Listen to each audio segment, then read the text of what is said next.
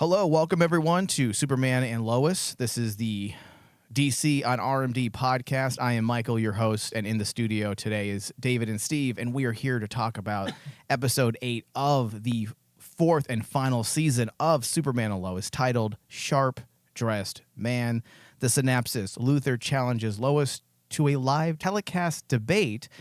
Though not everything is as it seems, John Henry and Clark face a troubling possibility.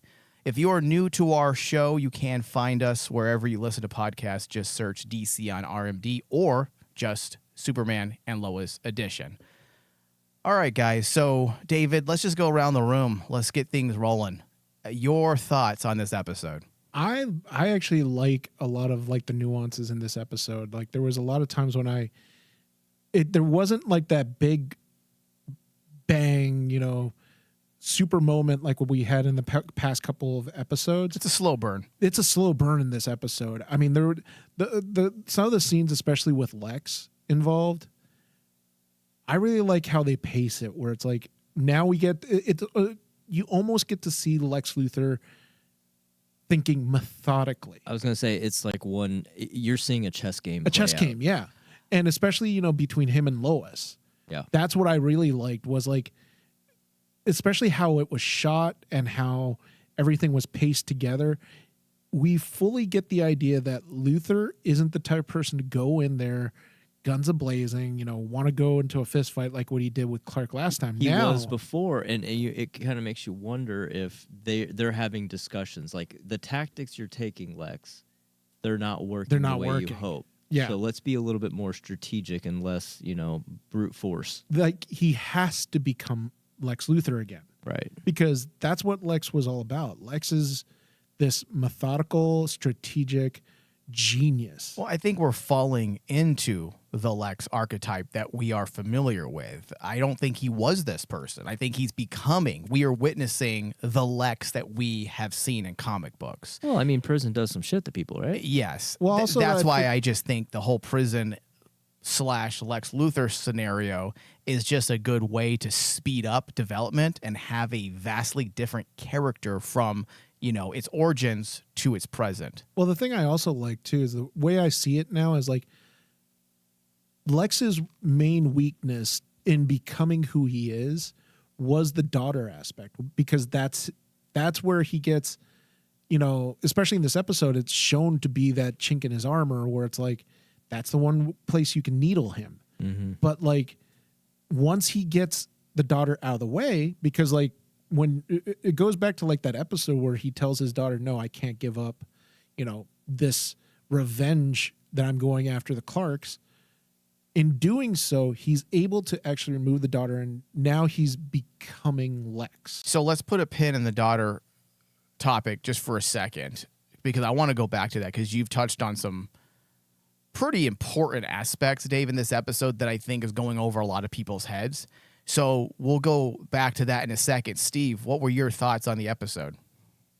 I like, if you zoomed out 50,000 foot and pretend that all the episodes were dropped at once and you watch them sequentially in one sitting or maybe two sittings, that pacing works really well. Like we kind of, after the last couple episodes, you almost need to catch your breath a little bit. Oh, yeah. And so I think it works on that level greatly. But I also like those little touchstones. I mean, we've said since the beginning, and I think it's rather ironic given the story arc this season, that this show is all about heart.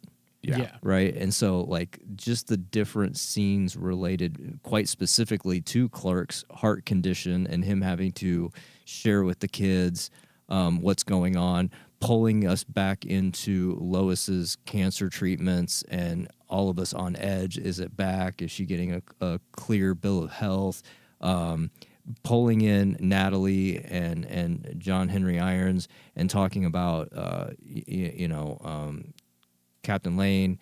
There's just all these little touchstone moments that are hearkening back to previous episodes and or seasons. I like that aspect of it, the family, the heart, the warmth of it all. Yeah. This show knows how to keep everything consolidated very tight, because they don't just, some shows make the mistake of using multiple themes for multiple arcs. And the best way to keep your show tight is to use a singular theme to keep all your characters tied together thematically. And yes, family has always been at the center, but in this episode specifically, we're dealing with vulnerability. We're dealing with Lois's vulnerability. We're dealing with Lex's vulnerability. And we're dealing with Clark's vulnerability. That was the strength of the episode for me, specifically dealing with Lex and Superman. But with Lex himself, because we have been conditioned to just view this version of Lex through this lens of sheer stoic masculinity. Yeah. And to see him break, or for that to break for a half a second when he's speaking to Amanda and she has to snap him back.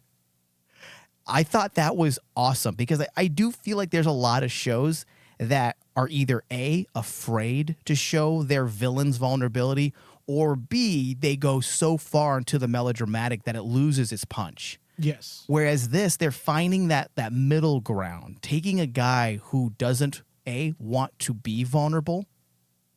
The last time he probably felt vulnerable was when he was living with his mother.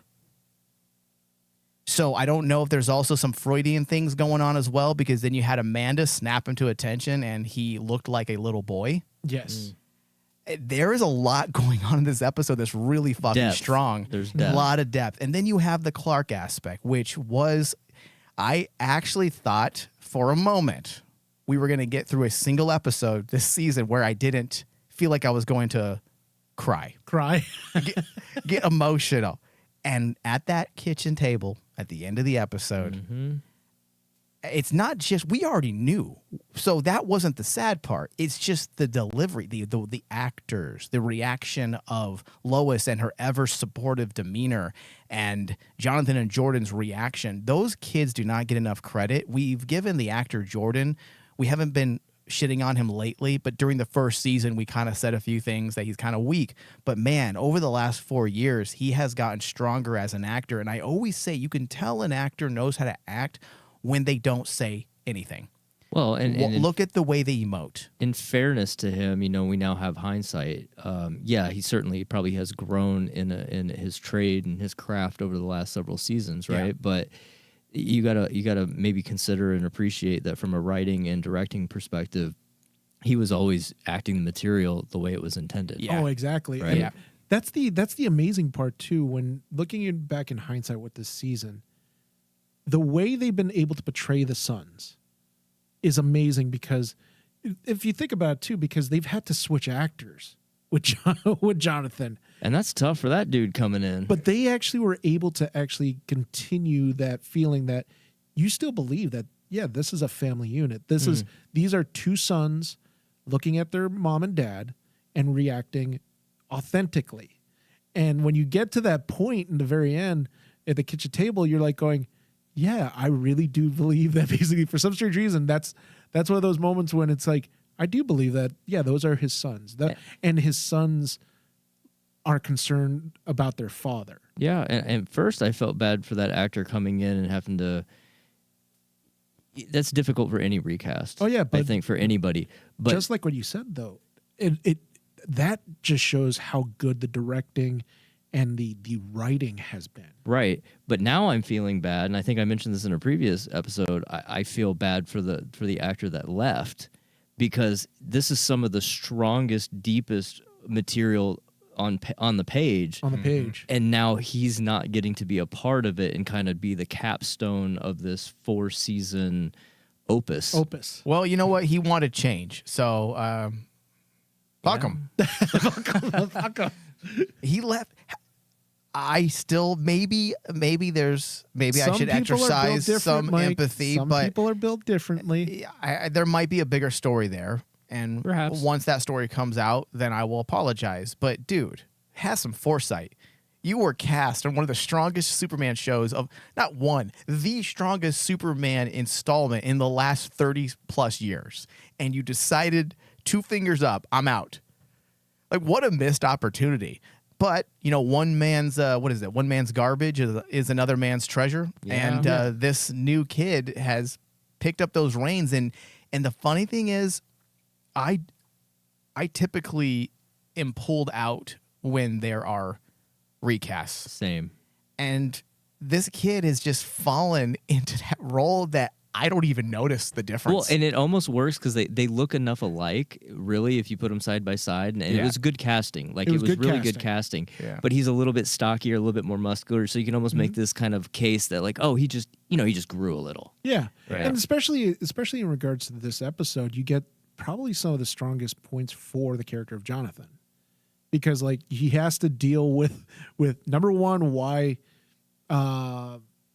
his dad released his secret identity and then the ramifications of that. And we finally get to see the character kind of like, I don't know, this to me this season, this is Jonathan as a character, I think one of the better moments. Because like we finally get to see him deal with, Candace. We get him to deal with being Superman's son and the ramifications of it. why is Candace a nuisance? Like cry me a fucking river. Oh, you came from a fucking trailer. Like, you should be really fucking happy that your lot in life has changed drastically. But Mike, the pressure. The pressure. Give me the pressure. I want that pressure. I will marry Jonathan. God. She could be Pressure, getting. Mike. He could be laying that super pipe, and she's whining about it.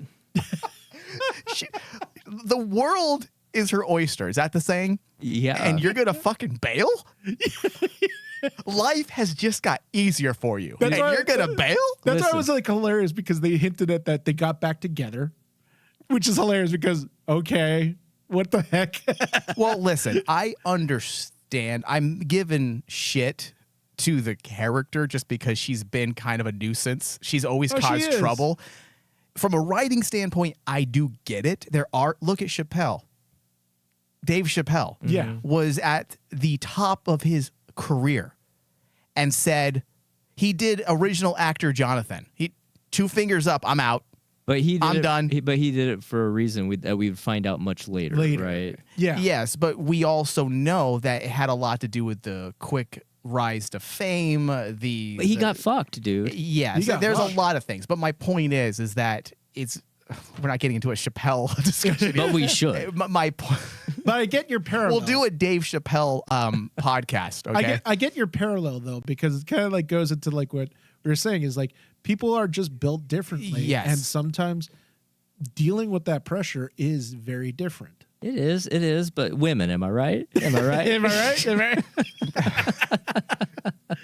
Jonathan should have just found a new hottie. That's why I was like going. Part of my thing is like, Jonathan, there's many fish in the sea. Not It's in okay. Smallville. There's not very many fish in Smallville. There's like 4. He's going to Metropolis. There's a lot of them. You know out there. what? If I was Jonathan, I'd be like, listen, Jordan, do you mind if I talk to Sarah? I mean, listen, they flew her ass over to. No, They- Mike, don't they- go that route. They flew her ass over to Greece and just dropped her off without any luggage or anything. She's just gone.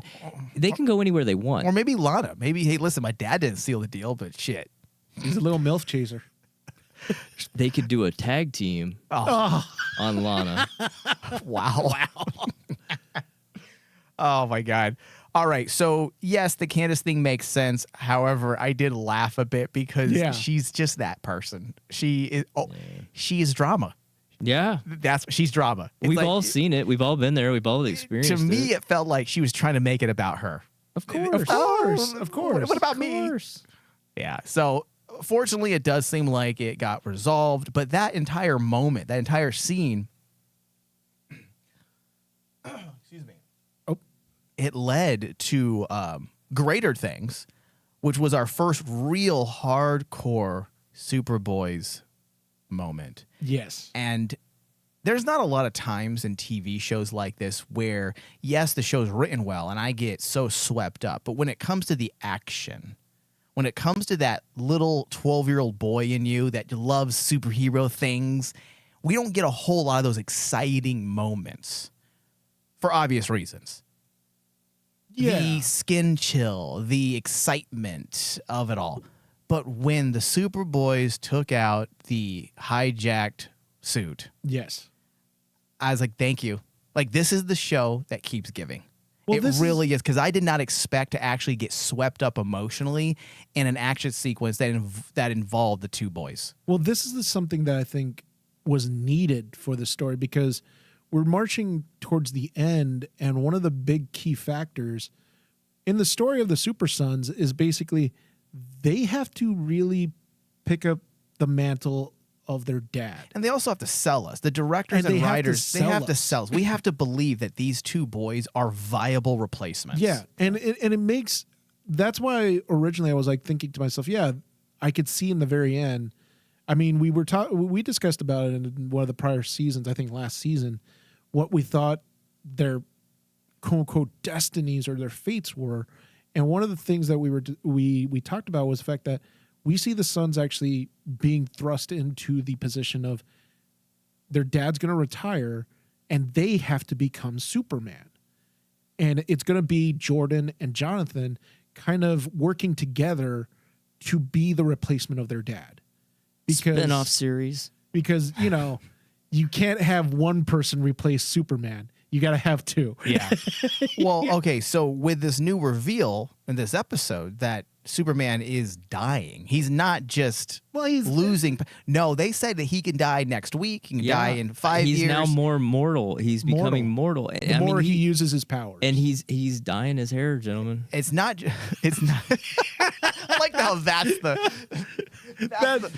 the existential clincher right there. That's how you know a man is dying. When he starts dyeing his hair. Okay, Mike, if I come in next week and you notice I'm starting to dye my hair, I'm dying. I don't. Hey, Mike and I have been dying for years. I don't dye my hair. I dye my beard. I don't have a lot of gray in my hair. Me neither.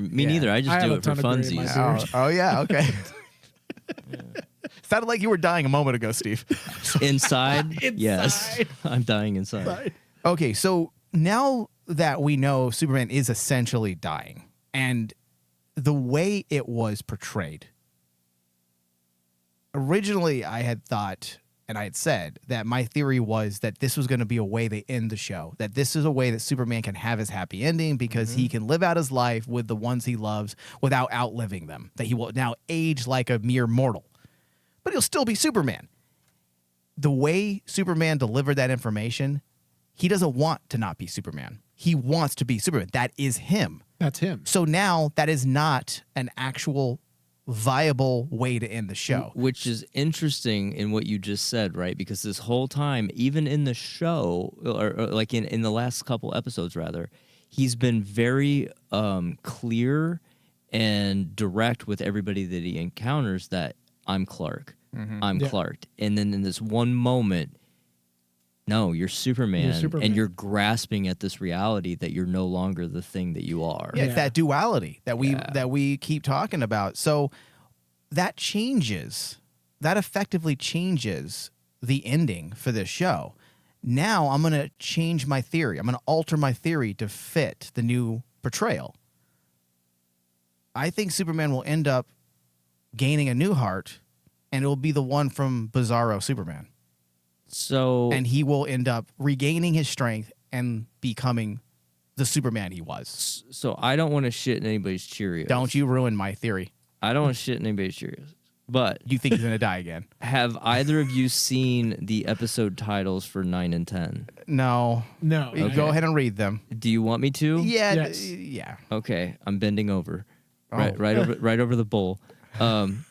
Episode 9's title is To Live and Die Again. Yes. And episode 10, which I think this is just beautiful and poetic, It Went By So Fast. Yes. So... Okay, so that means our real finale might actually happen next episode.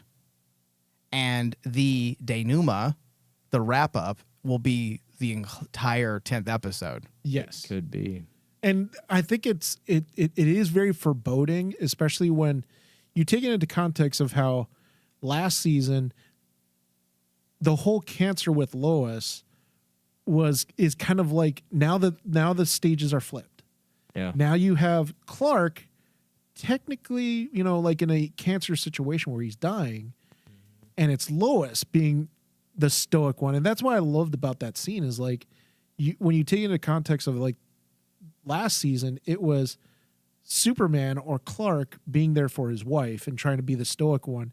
Here, it's his wife. It's Lois standing there stoic and basically being the support that he needs. She's the perfect woman. Oh, she is. She really is the perfect. 100%. I mean, listen, she's uber smart. She does what she wants. She Tenacious. makes her own fucking decisions. Thank you. And then she supports him. Women think men don't want women to make decisions. No, Yes. please make some decisions. Right. Do something. Take something off our Take shoulders. the pressure off. Yeah.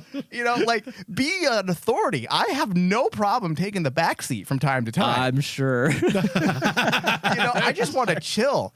Like, she is like the perfect woman because she's supportive when she has to be. And I'm sure, you know, either gay individuals or Significant women others. also might feel the same way about Superman, you know, that he is the perfect man.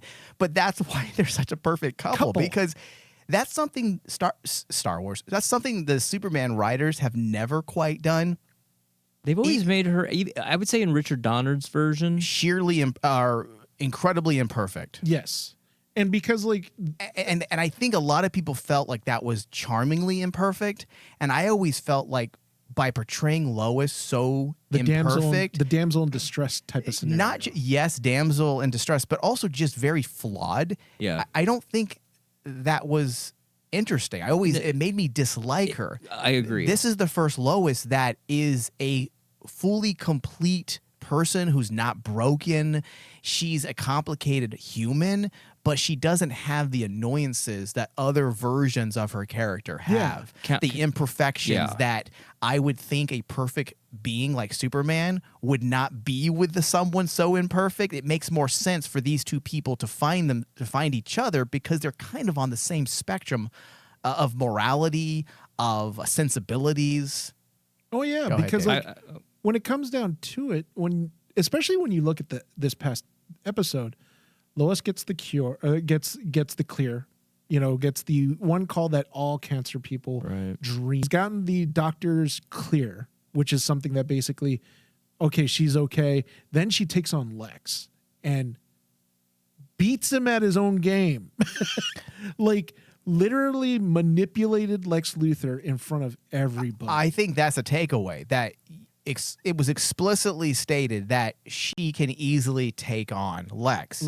But because of all the conniving and trickery and strategy, she ended up falling victim to not his tactics, but Amanda's strategies. And then in the very end, she's the stoic support system for Clark. Yeah. Because now Clark's in her position. I would say the one caveat, Mike, to your points about past Loises, I agree with you wholeheartedly. There's some tenaciousness to the Lois from Donner's films, but overall, it's a very sour taste in your mouth, I feel. And then later versions, she's always that damsel and whatever. But what about the version from Superman Adventures cartoon? Oh, yeah. That one was feels always portrayed as a very smart character. Very strong woman. Very strong and woman. I feel like this version is like the cartoon. Oh, easily. Right? Yeah, easily. I think the strong woman archetype sometimes is eye-rolling. Not because there are no such thing as strong women. Obviously, that's not true. Male writers tend to think that strong women have a chip on their shoulder. Yes. And that's not the case. So when you have a character like Lois, who is, in this show, a strong character, these writers aren't hindered by their own views of what a strong woman entails. They're actually writing a real human being. And I think ultimately that's really why these characters, not just Lois, ultimately succeed. Because these characters aren't just archetypes. They aren't just random names on a page. These are real people that they're writing. They're creating real characters that we can believe exist. Mm-hmm. Yeah, for sure.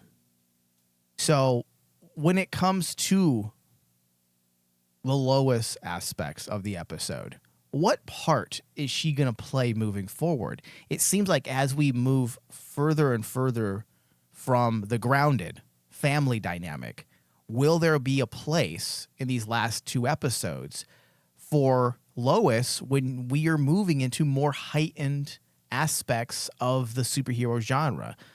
That's what we have to do. You can't just end a show with no excitement. You got to have that superhero comic book action.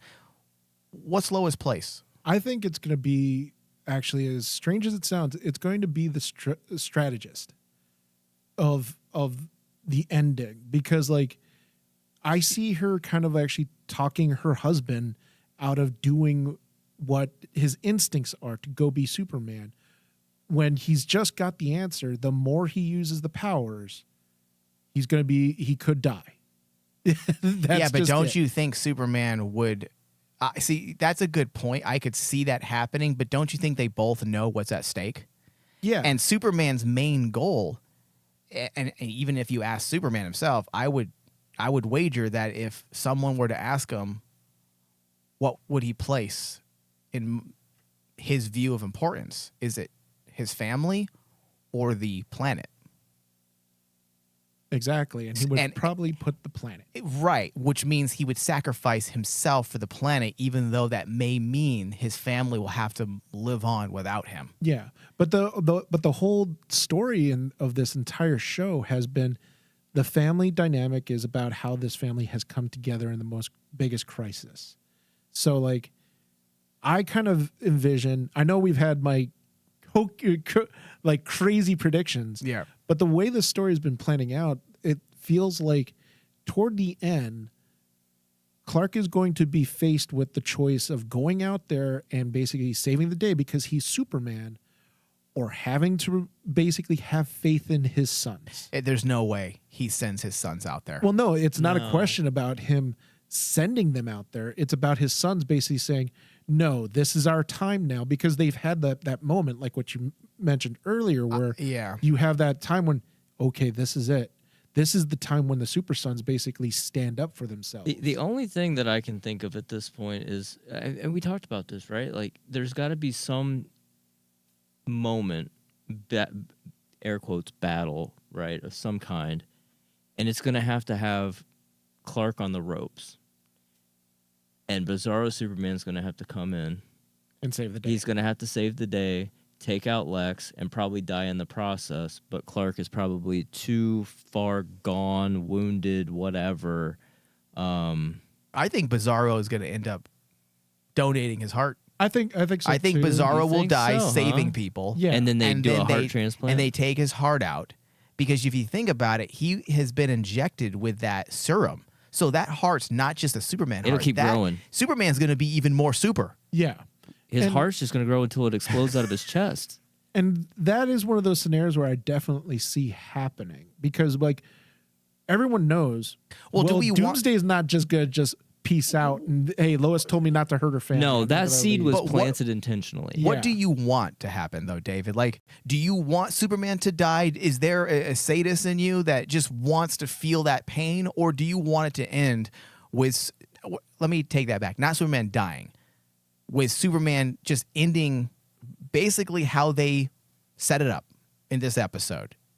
Will we be okay if we know that the show ends and everything ends fine, the problems are resolved, but we are left knowing that someday he will die? And that may be a year from now, that may be 5 years from now. I am actually okay with the thought process that Superman, by the end of this, quote unquote, retires. He's alive, but he's not going to be doing the Superman thing anymore. It's now up to his sons. Okay. Because the whole story of the entire seasons in this show is about this family. And it's kind of like, right, but he's the also sons have to amount to something then. Well, they can still become who they need to become, and Superman can still be Superman. It's not one or the other. Steve, what do you think is going to happen, and what do you want to happen? So we talked about this, the hope, the riding off into Yeah. sunset. We talked about this a couple episodes ago. The passing of the torch. We hypothesized a couple different theories, but the way you just framed your question, look, we've seen a couple of iterations now over, different mediums, film, TV, even I think cartoons did it, right? At least in recent cartoon movies, of the death of Superman. The death of Superman. Right? Yeah. And as a kid, all of us growing up reading that, and when it happened, it was such a controversial thing to have done, and it pissed off a lot of people, old fans, new fans, whatever, right? But then they came back. Yeah. Right? They came back, and of course, you're never going to kill off your number. I'm going to call him the number 2 DC hero because we all know who's number 1, It's right? that big emblem in the sky. Yeah. And so now, Aquaman? right? Oh, man.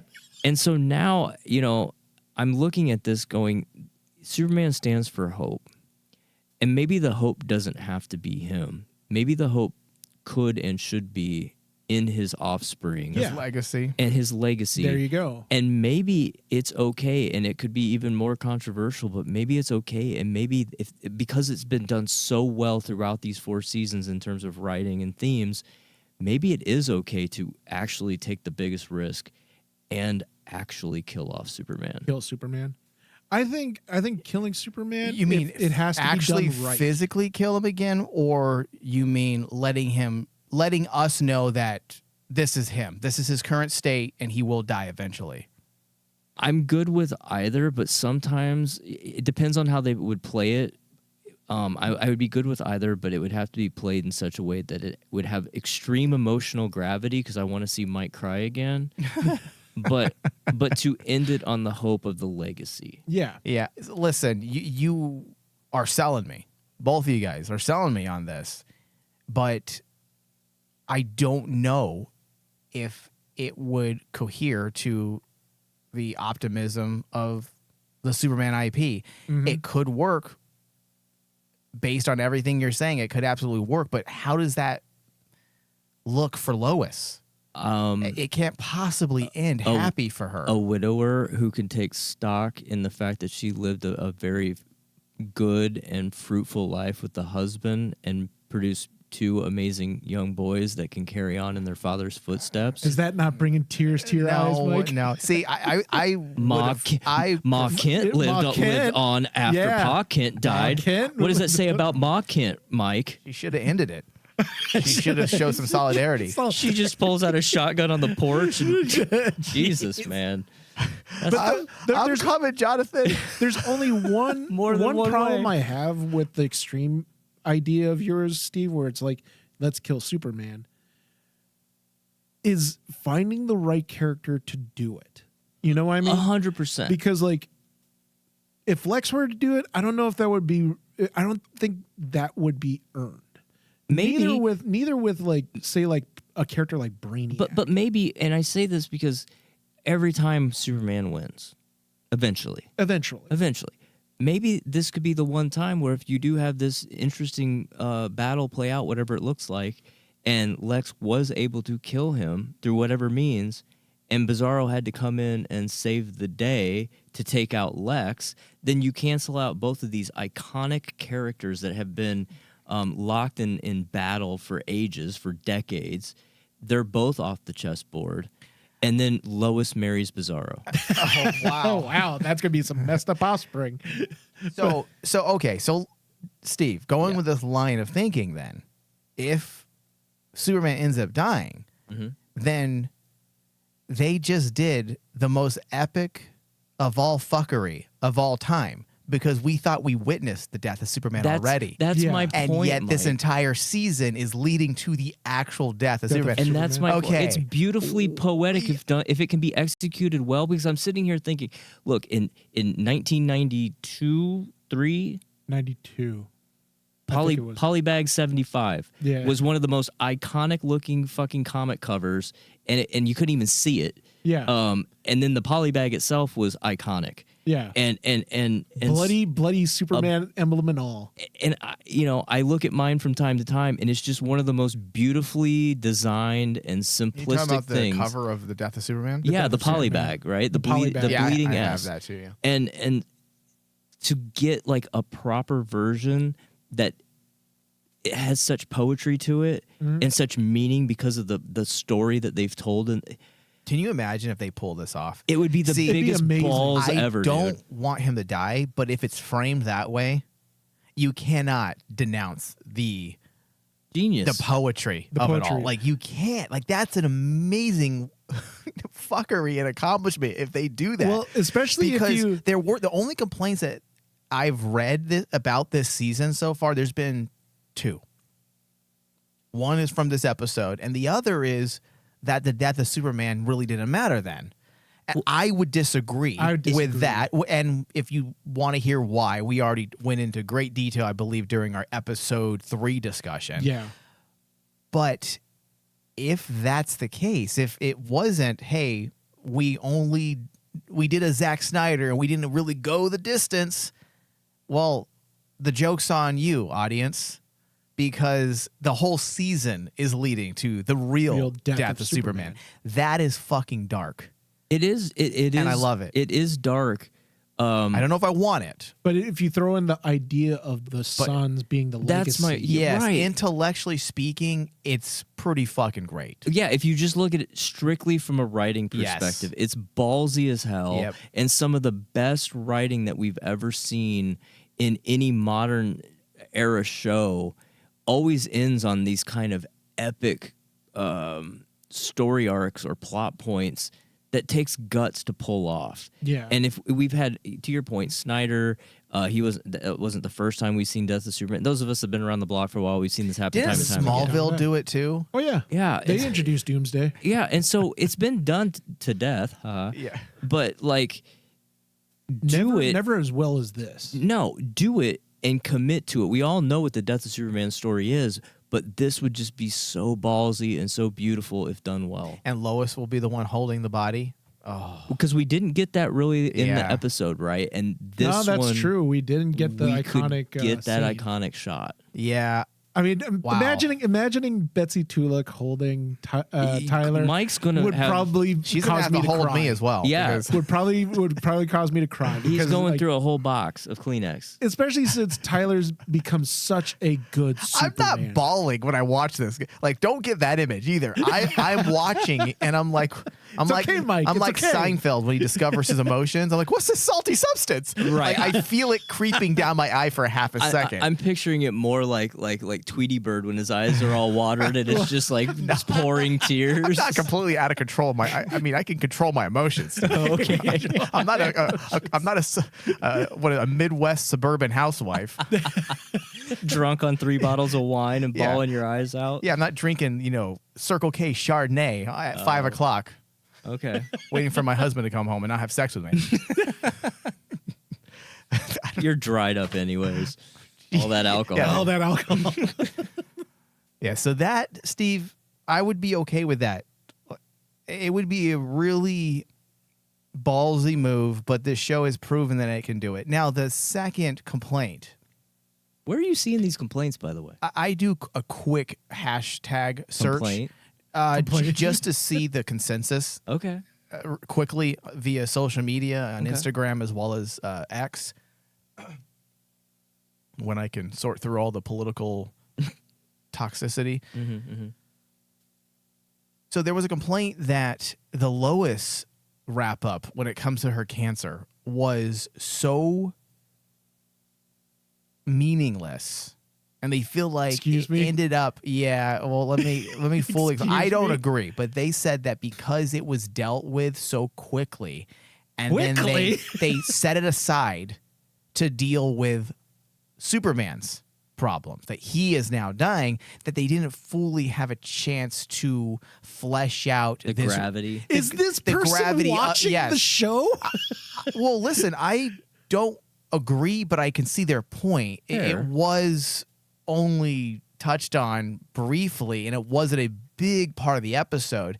They spent a necessary time on it, but I think it was less about, we already knew that she was going to make it. I Yeah. think if you watched the end of last season, we all came to the conclusion that she's going to be okay. I feel like them bringing that into this specific episode was more about connecting it thematically to Yes. Superman. 100%. We didn't need to have President Rosalind three seasons of cancer with no hair, Exactly. dying leader. We didn't need We that. don't need that. The whole point of last season was to focus on Lois's cancer story. That's why I felt like those complaints were a little odd, because they dedicated an entire season Yeah. to Lois's cancer. I honestly, Mike, would have actually looked at someone's complaint about that and say, did you not watch last season? Because apparently you didn't, because you the thing you're complaining about was all about last season. This is the touchstone of it. This is the bookend. Right. It's the bookend. I mean, look, she got lucky at the end of the day. Not all cancers are equal, right? And exactly. It could have went worse for her. But using it in parallel with the story of Clark really does make it what the show is, Superman and Lois. Yeah. And that's the whole point, is like these two make the perfect couple together. I think some people get trapped in their own like subjective desires, and they're not really paying attention to what the show is doing narratively, because I felt like it was pretty fucking clear that the only reason why they even introduced this last little bit of closure under cancer was in order to connect it to Superman's mortality. Yes, absolutely, because like, or his new mortality. Just like what I said, it's kind of like, it's supposed to show that this couple throughout everything, like one may go through the biggest crisis in their lives, but that other one is there to be there. That's what makes them the perfect couple. And I think to add to that, and when Mike was saying this earlier, I was thinking about it. There are a lot of marriages that fall apart when one of the partners gets terminally ill in such ways, right? Yes. And sometimes, you know, a partner just can't deal with the situation. It's hard, and it can end in divorce during or even after you know, someone makes it out the other side. And I vaguely recall reading statistics at one point where it's more likely, like when the woman is sick, that the man will stick around versus the other direction. The other way around. If the man gets sick, there's a higher likelihood that the woman will dip out. Damn. Yeah, it's kind of wild. She needs that non-cancerous dick. Apparently. But in this case, to David's point, it's like she went through it, he was there, and now he's going through his own thing, and she's going to be there. She's going to be there.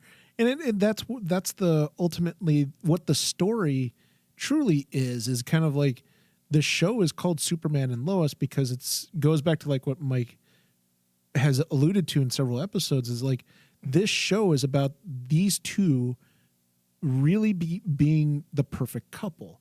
Not only is he Superman, but Lois is also important in that relationship too. You know how you handle this too, based on this episode title that I mentioned earlier? You know how at the end of the episode they play the music, Mike, that we like? Yeah. And then they show the logo? Mm-hmm. You have the Superman S fade out, and then the Superman disappears. It just says Lois. It's so bad. But it's so good. Speaking of the Superman logo, you realize that the Superman logo for this season is black. Yes. So if the death of Superman was meant to just be one episode or two episodes, you're not going to design your entire season's motif, you know, visual motif as the death of Superman. So, Yeah. No. Steve, the more and more because that's why I got quiet, because I was pondering your theory and I was starting to get emotional. Okay, so we have Amanda McCoy. She's been an interesting character this season, and I kind of wish she was around more. She's a very different type of character, even different when it comes to Lois's accomplices, or I should say Lex's accomplices. Yes. They're not usually this type of woman. Well, the A weirdest hot Asian? weirdest thing, if you think about it, the relationship between Lex and Amanda, almost in a weird way, because after I start thinking about it, I'm trying to think, are they trying to show a parallel of here's Lex and Amanda, and then you have Clark? That's and exactly Lois. what they're doing. That's dude, Because everything in the show is multiplied by 2. Like when it comes to what they're doing.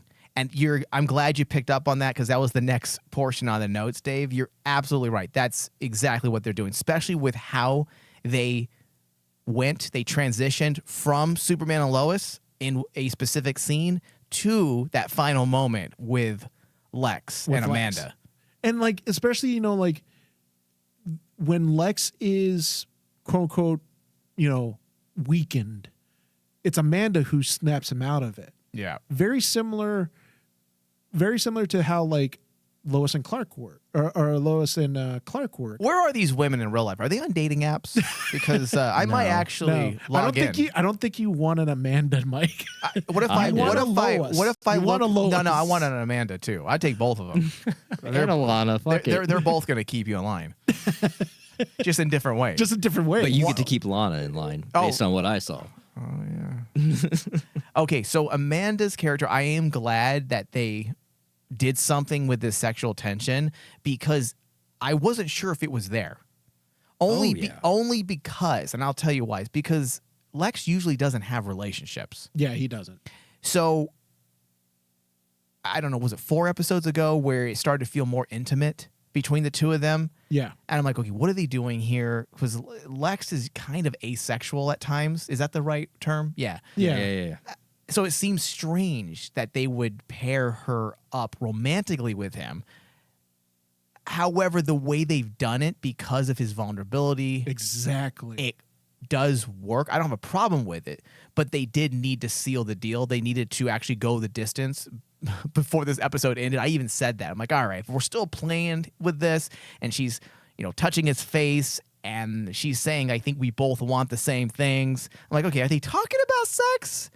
Because it seems like they're talking about sex as well.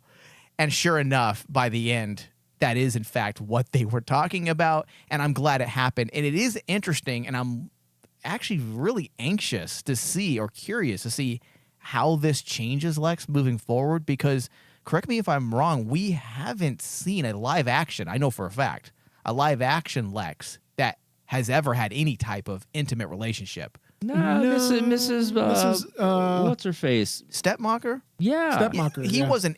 But he was in a using her. relationship with her though? Yeah, he was plowing it. Come on. No, okay. That's implied wishful thinking, Steve, I think.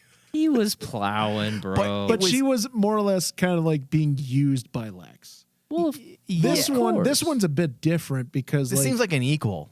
or she's using Lex. it does, because if you I was also gonna say take into context of how Lex, his relationship with women in general, What if she becomes is toxic. What if she becomes Brainiac and they do a Superman 3 maneuver? Oh God, I thought you were going to I'm bring sold. that up. I'm sold. Listen, All of a sudden, she gets like these weird we foils attached to know her face. that these writers like to do those little callbacks to the old school Christopher Reeve Superman films. So if they want to turn her, if that's her fate, Amanda's fate is to become Brainiac through some fucked up, messed up experiment, because Milton doesn't like her. Yeah. Yes. So I could see Milton doing something to her intentionally, because she gets in his way, or the last. think What do I so. do? Do I save this virus? Like, how do I make sure I don't lose this, whatever this is that's controlling these suits? Oh, let me put it into a person, and then we have our Superman 3 moment and our hybrid Brainiac. Could love happen. It. I love it. could I happen. want this. I want the death. I want it all. Because how else does Amanda? How does her story come to an end? You can't just simply remove her through death. It would feel too easy at this point. I just thought of something horrific needs to happen to her. Jesus. No, I'll tell you why. Because she, in this episode, it's very clear that She's the brains. early on, you're not quite sure where she stands morally. Is she complicit, or is she forced to do these things? Does Lex have something over her? We And know, obviously he doesn't. right, and we know that she said that she's been loyal and that she's the only one that's been here for him through the very beginning. But still, we weren't quite sure. Like, why is she loyal? And you find out, okay, she cares for him. She likes him, so that's one reason why she's staying around. But we also know that her morality is just as fucked. It's just as messed So up that as Lex. means something has to happen to her bad. If you look at the rules of writing, and in a lot of ways, she's a little worse than Lex. Lex at least has convinced himself he's doing it for righteous reasons. Yes. What's her righteous reasons? Well, that's why She doesn't have any. I started thinking about like this character's fate, because everyone's And that's not a bad thing. I think characters can just be bad. yeah. But like when it comes to Amanda, this writing team, just as a comic book fan, this writing team in this show has been excellent in bringing in these little tidbits of comic book lore and fine tuning it to fit their show. And with the character of Amanda and how the whole Milton thing is playing out, it'd be interesting if they incorporated one of the newer elements in Superman lore that's happened in comics where you have the Brainiac Queen. Oh, I thought you were going to say Superboy is gay. No, not that. But like the idea that basically there is a higher form of Brainiac, which was the mother of Brainiac. Right. So that totally plays into what Mike's saying. And it would play into like what Mike is saying, and what will happen to Amanda, where she becomes the Brainiac Queen, and that's how we get Brainiac, and Amanda has to get destroyed then. Because I think a lot of us are assuming, because that's what these writers do, because they're good at misdirection. I think a lot of us are focusing on that suit. Oh, yes. The suit is gonna be Lex's suit, but then through some mishap, it's gonna end up becoming this hybrid, Brainiac. But I think it might be something different. If they pull it off and make her, oh man. There's a lot of things. I just wish we had like one or two more episodes so that we could get all of these things packed in. I'm worried we're not going to get all of our hopes and dreams. I'm getting really antsy now. We have Steve, 90 minutes left. Exactly. I have to see where's the hologram. I have to see where the hologram is. What happens with the hologram, and then what happens with Milton? Because obviously Milton has not made his appearance yet. Yeah, he kind of made his appearance with the suits. But in actuality, physically, we haven't seen Milton. Yeah, maybe we're not going to get... No, Milton is the... Yeah, we did. Milton is the computer Yeah, nerd he was guy. on the computer. He was on the computer, but I'm like going... Something just tells me that basically there's more to that character than just he's a computer hacker. Yeah, well, when he said, you think you're in charge, to Amanda, it wasn't just him being an uber... You know how you have those stereotypical nerds in TV shows that just hate people, they're antisocial, and they think they're the smartest? I don't think that comment was designed to characterize him in that way. Yes. There seemed to be some menace to it. Oh, like he has something in store. There's something bigger. He has his own... Okay, so I wasn't the only one. Did you? No. Okay, you that's picked up what on... I got. I was like going... No, there's something more extra with Milton. It seems like he's doing something on his own. I'm sorry, Steve. It's like... This writing staff has got me so trained when they do the really cheesy lines, and then we're like, oh my God, why did they say that? And then later on, oh my God, they followed it up and it actually worked. Yeah. When you get that, when I got that moment with Milton, I'm like going, oh no, he's Brainiac. It's coming. We don't know how, but there's something more about that character that we just don't know about yet. And we only have 2 episodes left. We only got 2. And then it begs the question, are they going to tighten everything up in a nice, beautiful little bow by the end of it? Or will we just get a core story and then there's some loose threads that don't get resolved and maybe they don't need to be resolved? But I'm okay with that. As long as they're not the major story threads. The major strands that are left open. But if you leave open like questions, I'm okay with that. Because it could be a wink, tongue-in-cheek, like when they made the comment about, there was that... brief comment about Brainiac, right? That got us all going. He could just be the Brainiac, and it was just like, haha, fans, haha, Brainiac. Yeah. You know? We may not get an actual Brainiac. We may get some, like I said, some weird version of it that we can have fun with. Yeah, but just remember, guys, we did the same thing with, Doomsday. We did, Doomsday. but we had more episodes ahead of us. Yeah. It could be just as simple as they flash the screen and his screen name or hash or his @ is @ Brainiac on X, you know? Yeah, it could be. Anything can happen. I am a little nervous. I'm getting nervous, not because it's bad, but because it's coming to an end, and I'm starting to get stressed. Like with a lot of shows, when they get to the end, like when you're watching Breaking Bad or SOA, and you're on the edge of your seat, you're just waiting. This is it. You know, people are going to start dropping like flies. They're going to start dying. Well, and I think in the back of all of our minds, they've earned our trust over 3 previous seasons. But which version of Simone Biles are we going to get? Are we going to get the one that sticks the landing, 10s across the board, or the one that gets the spinnies or whatever it's called? Yeah, the spinnies, and basically has to drop out. Yeah. I think it'll end fine. it's not going to end how we all want it. We it's want going to it be to end fine, Mike. No, I mean writing wise. I don't think this show is ever going to satisfy everyone. And no, Shows never do. they never do. But that doesn't mean the writing is bad. Right. And Okay, yeah, I true. feel like there are going to be a lot of us who are probably miffed and dissatisfied because we wanted something slightly different, but we can't pawn that off on the writing. It's their decision as the writing Agreed. room. And if I don't like the decision, as long as it's executed the right way, then I'm going to shrug and say, well, you guys did a good fucking job. It's not how I would have ended it, but touche, you did a great job. Yeah. Yeah. All right. Well, the only bit, I guess, is Nat. Nat's having some, I should say the last bit that we have not discussed is, or pertains to Nat. It seems like she's not happy working at the DOD. Yep. So we'll see what that means for her moving forward. I do like that these other characters, because I did not expect that. I felt like we were going to get their little moments and then we're going to move on.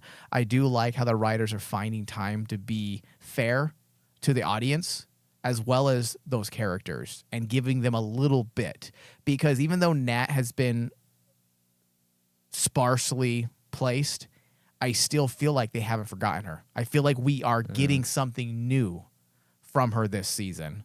Well, I mean, I feel bad because she was supposed to still be in high school, wasn't she? Yeah, she was supposed to And- still be in high school. But she was obviously well beyond her like AP classes. I mean, she's building fucking suits. So does she need to get a diploma? Probably not. She probably didn't need to go to college.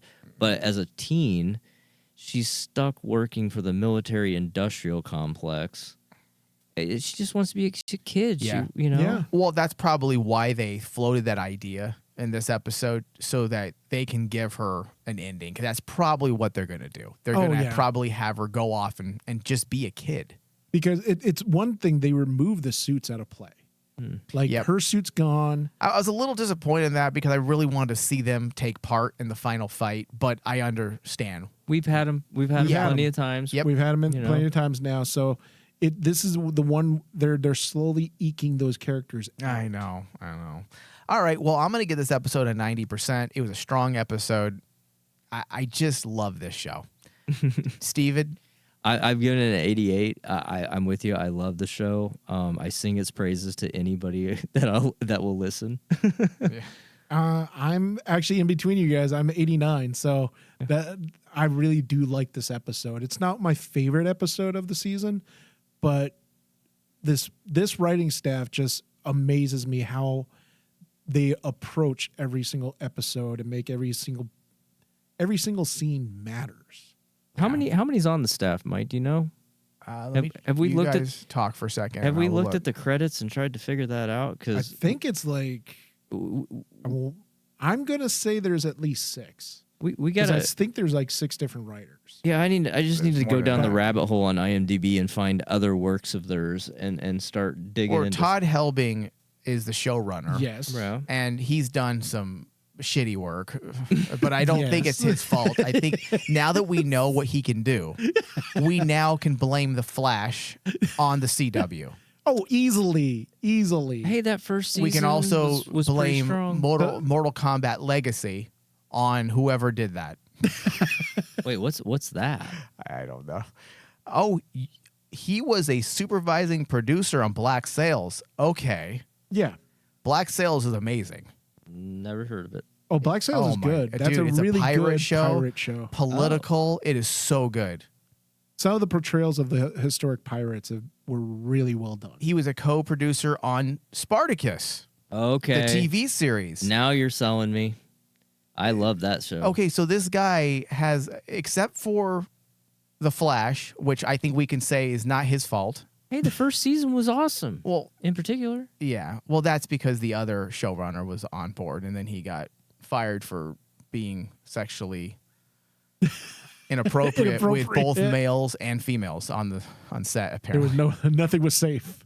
I'll have that Mortal Kombat. Eesh. I'll have to bring the list of writers Okay. into the studio on a list. He next doesn't have discussion. He doesn't have a long list under his belt. He wrote one episode on Smallville back in 2008. I could give you the names of the writers right here. Let's see. We have Brent Fletcher, Todd Helbing, Katie Alden, Christy Korzik, George Kitson, Adam Malinger. And these are all writers that have written more than, say, 5 episodes? Yeah, they've been switching back and forth throughout seasons. Yeah. Jai Jameson, and that's the only ones that are So showing what is up. that, 7? 6? 7. About 7. Yeah, okay. All right. Well, you know what? That brings us to the end. I want to thank everyone for listening. Later. Dark side.